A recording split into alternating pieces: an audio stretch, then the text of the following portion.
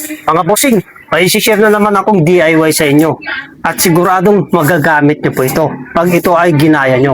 Ito po ay kaldero.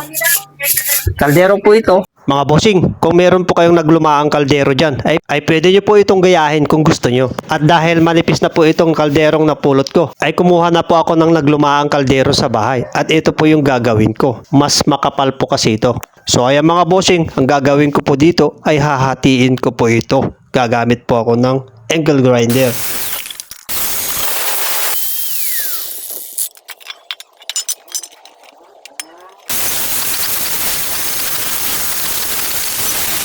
Yan mga bossing, pagkatapos ko pong mahati ay magkakat po ako ng stainless flat bar para hindi siya kalawangin.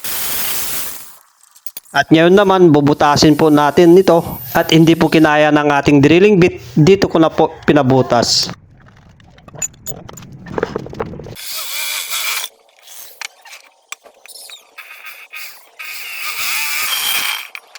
At ngayon naman ilalagay ko naman itong stainless flat bar na pinabutasan ko kanina.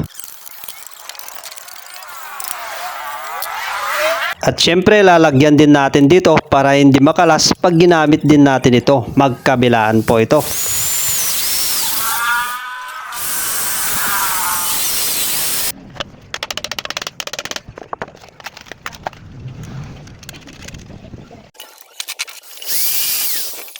Gagamitan ko sana ito ng rivets kaso madaling masira yun. Kaya tornilyo na lang po yung linagay ko para mas matibay.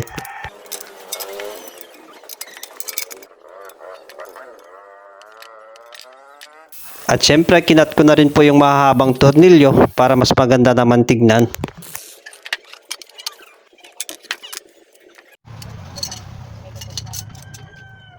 At ito naman po yung stainless bar na gagawin nating paa niya.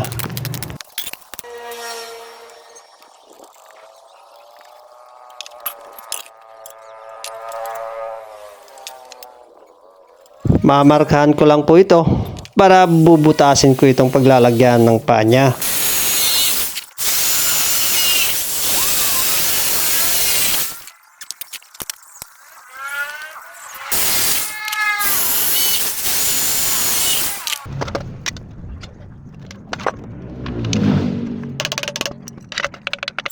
So ayan mga bossing, malapit na pong matapos. Susubukan natin mamaya kung maganda nga siyang gamitin.